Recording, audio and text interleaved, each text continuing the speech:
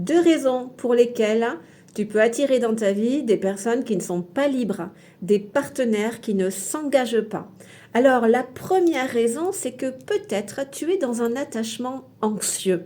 Effectivement, peut-être que tu portes une blessure d'abandon, que tu as manqué d'amour, que enfant, tu n'as pas été assez rassuré, assez aimé, assez sécurisé, et alors tu as développé un attachement anxieux qui te pousse à la dépendance affective, tu vois.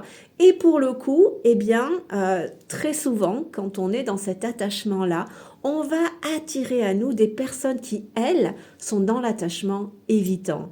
Elles, au contraire, dans leur enfance, très tôt, elles ont bien compris, elles ont senti du rejet, en fait. Elles n'avaient pas le droit d'être là, n'avaient pas le droit d'exister, du rejet à répétition, ce qui fait que très tôt, elles se sont déconnectées. Elles ont vraiment ressenti que les intentions à son égard, quand elle était enfant, étaient hostiles. Et c'était inconfortable dans le corps, tu vois. Donc, elle s'est coupée de ce monde extérieur et elle a développé ses ressources en elle, en fait, pour apprendre à se sentir bien autant que faire se peut. Mais pour le coup, elle n'est pas dans l'attachement, tu vois.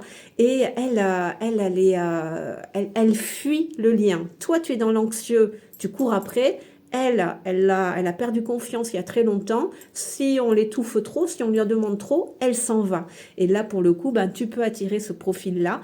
Et ben, le message là-dedans, j'ai envie de te dire que c'est pour apprendre à développer ton autonomie émotionnelle, apprendre à soigner, voilà, soigner ta blessure émotionnelle de l'abandon pour en fait basculer de plus en plus vers un attachement sécure.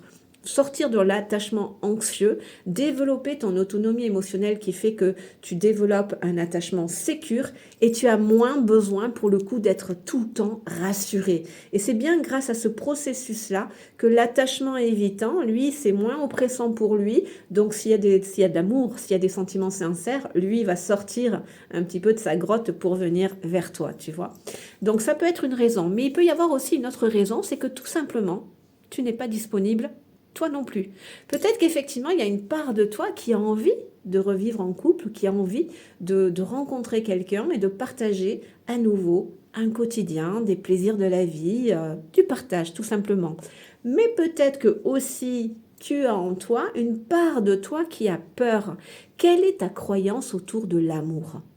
Est-ce que l'amour pour toi, ok, c'est la liberté, c'est le respect de l'autre et la liberté de soi, d'être soi et voilà, et on vit une histoire d'amour, ok, donc auquel cas, si tu as cette croyance-là, c'est nickel. Mais si tu as la croyance que l'amour, c'est perdre sa liberté, c'est des contraintes, des contrariétés, c'est ne plus faire ce que je veux, c'est l'amour, c'est quelque chose de souffrant, c'est on va m'emprisonner, on va mal me traiter, on va mal me parler, tu vois. Et peut-être que pour le coup, si tu as cette croyance-là, eh bien, il y a une part de toi qui n'a pas envie, qui n'a absolument pas envie de rencontrer quelqu'un et de se remettre en couple, tu vois. Et auquel cas, elle vibre. Et comme tu n'es pas disponible, tu attires des personnes non disponibles. Donc, est-ce que tu te reconnais là-dedans? Dis-moi ça en commentaire. Est-ce que tu peux être dans un attachement anxieux et tu attires un attachement évitant pour le coup? Ou est-ce que non, c'est parce qu'il y a une part de toi qui, si tu es honnête avec toi-même, n'a pas envie, a peur de l'amour, a peur de se remettre en couple? Dis-moi ça en commentaire.